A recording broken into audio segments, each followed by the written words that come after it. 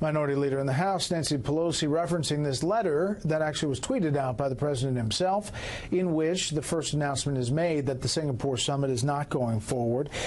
Among the outreach, though, is a future line in here. If you change your mind having to do with this most important summit, please do not hesitate to call me or write. The world, and North Korea in particular, has lost a great opportunity for lasting peace and great prosperity and wealth.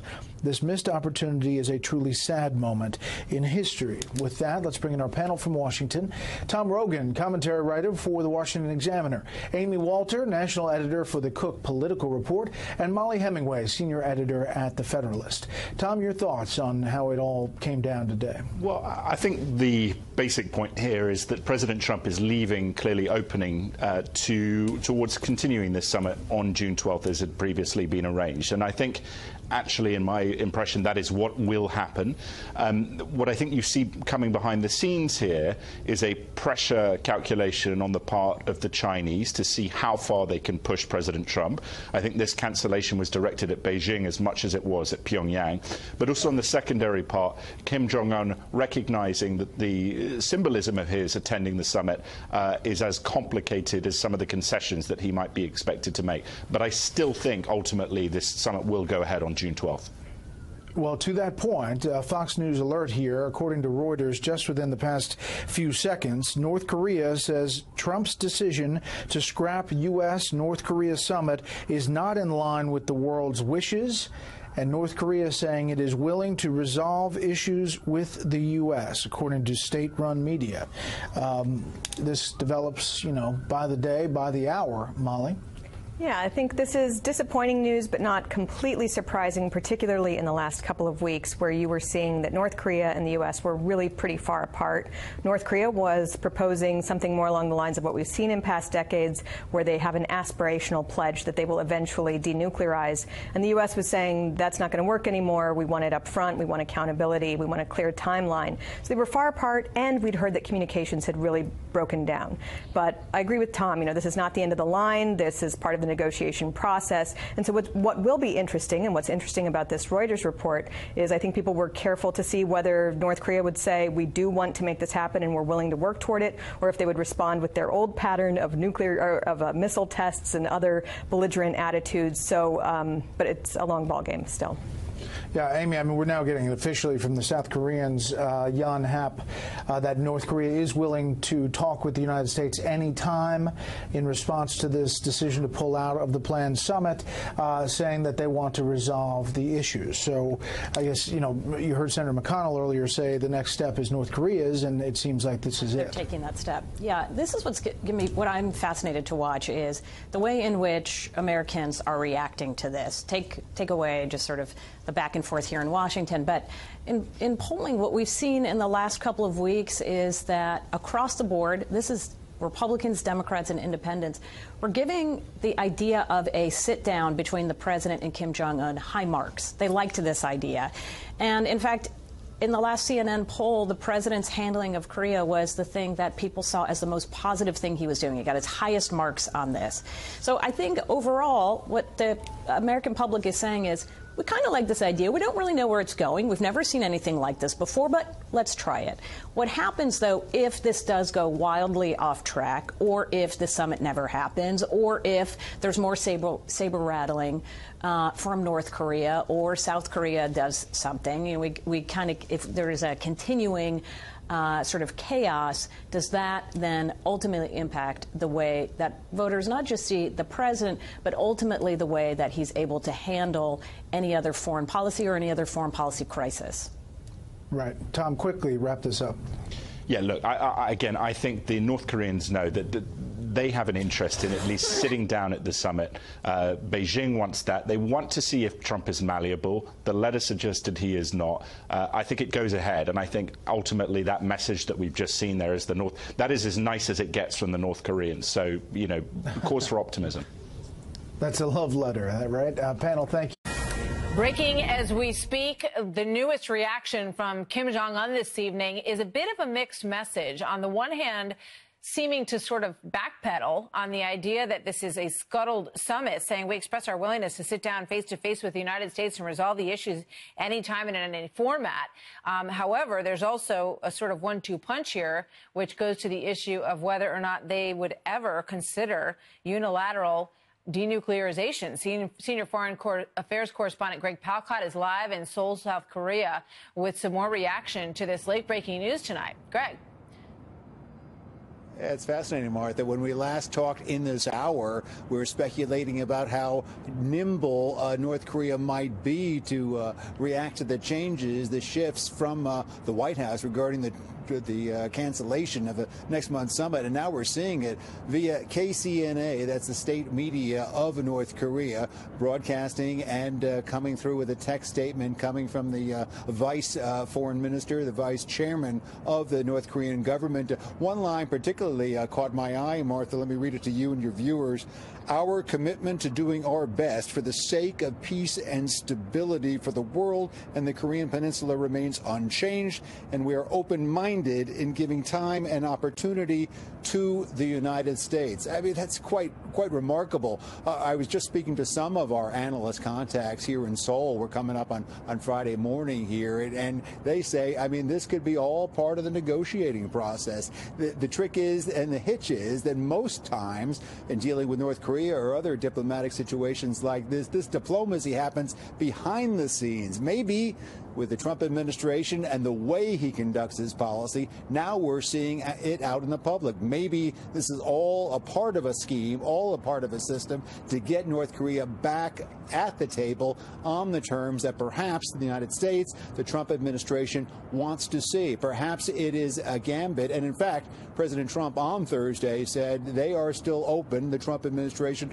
is still open to talking to North Korea. Just right now, I found striking the comments from Secretary of State Pompeo on Thursday when he said that for 3 days his team was in Singapore waiting for the North Korean team to show up. The North Korea team did not show up. That's quite a slap in the face to the #1 superpower in the world. South Korea here, the government has also dealt with that in the past week or so. So, in fact, the Trump decision, the Trump administration decision to call off for now a summit might be a part of getting North Korea in line. And maybe, again, just in the past hour or so, maybe we've seen North Korea following through. Back to you. We will see.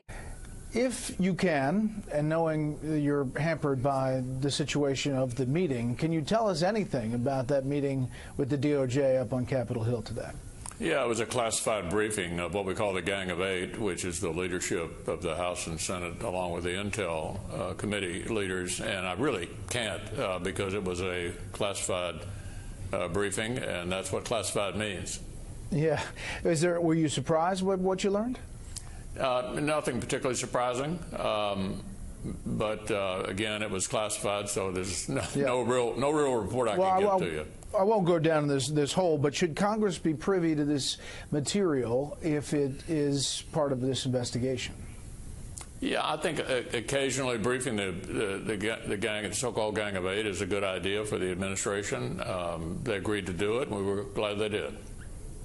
All right, about this investigation and broadly about the Russia probe, the former National Intelligence Director, James Clapper, is out with a new book, and he accuses you and Speaker Ryan of essentially not caring about foreign interference in the 2016 election as long as President Trump won. In this book, he writes, quote, I was disappointed but not surprised. It seemed they had decided by then that they didn't care who their nominee was, how he got elected, or what effects having a foreign power influence our election would have on the nation as long as they won. Your response to that, sir? Well, it's almost laughable. I mean, the administration and the various players involved in underestimating the whole episode have been looking around for others to blame. That's an absurd suggestion. Clapper knows better, and he shouldn't have written it. Do you think that this investigation is coming closer to an end? I have no idea, but I think it would be great if we got to a conclusion, and got to a conclusion sometime soon. Let me turn to today's news about the North Korean summit, the summit in Singapore that's now been called off. Your reaction to that? I think the president did the right thing. You know, we've seen 3 generations of North Korean leaders engage in similar ploys in order to get relief from sanctions. It seems that the Kim Jong-un is a chip off the old block, and I think the president didn't want to be played with, wanted to make sure the North Koreans understood he was serious, willing to engage, provided they didn't continue to play these kind of games that they've historically done with other administrations and gotten away with it. So in sum, I think President Trump did exactly the right thing in canceling the meeting. As far as diplomatic moves, is your sense that the hope in the White House and the expectation is that this is somehow going to get back on track eventually? Yeah, I think we all hope it will. I mean, there's nothing that wouldn't be good about a Korean peninsula without nuclear weapons. So sure, we all hope this gets back on track, and the next step, it strikes me, is up to the North Koreans. Yes or no, will you cancel parts of the parts of the August recess? Yeah, I'll have more to say definitively about that the week after next, but I've said to all the press corps and the members up here I wouldn't buy any non-refundable tickets. Right, and there's a tweet from Burgess Everett saying, I told Senator McConnell I delayed my August vacation. His response was, you should. And I guess the question is, if the Congress can't get what it needs to get done from January through July, how much will a couple extra weeks help you? Well, Brett, this has been a period of extraordinary accomplishment. The notion that this Congress hasn't been doing anything is utter nonsense, disproved by the facts. This has been the most productive year and a half in the time I've been in the Senate, and I'm now in my third decade, particularly for those of us who want to see the country right of center. You know, whether it's the Supreme Court or 21 Circuit Court judges or regulations repealed or comprehensive tax reform. Just this week alone, we passed a Veterans Choice Act, a major significant piece of legislation. The record of this Congress is quite spectacular, and we'll be able to add even more achievements throughout the summer, and fully intend to, by taking up the Farm Bill, by taking up the National Defense Authorization Act, and beginning to function on appropriation bills, which the Democrats ground to a halt last year. We think that's not going to happen this year. Yeah, I wasn't suggesting that nothing's getting done. I was suggesting whether you needed how much more could get done in that additional time if you choose to do that. If the House discharge petition on DACA happens and succeeds, would you take that up in the Senate? Yeah, my view on immigration, you may or may not recall back in February, I brought up the subject of immigration, allowed a wide open debate with amendments. We spent a week on it on the Senate floor and passed nothing. If there's a bill that clears the House that President Trump indicates he would sign, then I'll give it serious consideration, because then we would be making a law and not just spinning our wheels for a week or so. I can't afford to do that. We have appropriation bills to pass and other measures that I just mentioned to you a few moments ago that will take up floor time, not to mention additional confirmations of judges and members of the executive branch that are pending before us. A couple more quick things. One is the criticism of the president and this administration, not just coming from Democrats. Here is Senator Jeff Flake in pretty pointed language yesterday. Your national leadership is, well, not good at all. Our presidency has been debased by a figure who seemingly has a bottomless appetite for destruction and division, and only a passing familiarity with how the Constitution works. And our Article I branch of government, the Congress, that's me, is utterly supine in the face of the moral vandalism that flows from the White House daily. Your reaction to that, Senator?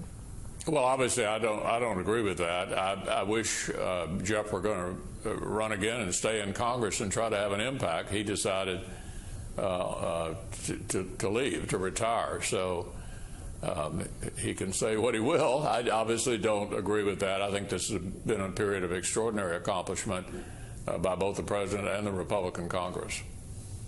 Last thing, another Republican senator, Senator Toomey, tweeting out, raising taxes on Americans who choose to buy imported cars or trucks is a bad idea. Doing it under the false pretense of national security, Section 232, is an even worse idea as it invites retaliation and weakens our credibility on actual trade disputes. It seems like there's pushback in the Republican ranks on that as well. Yeah, I tend to agree with Toomey on that. I hope we can avoid getting into any kind of tariff situation. I particularly worry about retaliation that impacts American agriculture, a place where we enjoy substantial trade surpluses with the rest of the world. So I think all of us are hoping that all of this back and forth discussion about trade doesn't end up leading us into the implementation of tariffs or some larger trade war. You hear anything from Senator McCain? I haven't. I had a chance to visit him a couple of weeks ago out in Arizona. We had a good discussion about all the battles of the past. Sometimes we were not on the same side. He's a great American, and we wish he could come back. Senator McConnell, we appreciate your time. Thank you.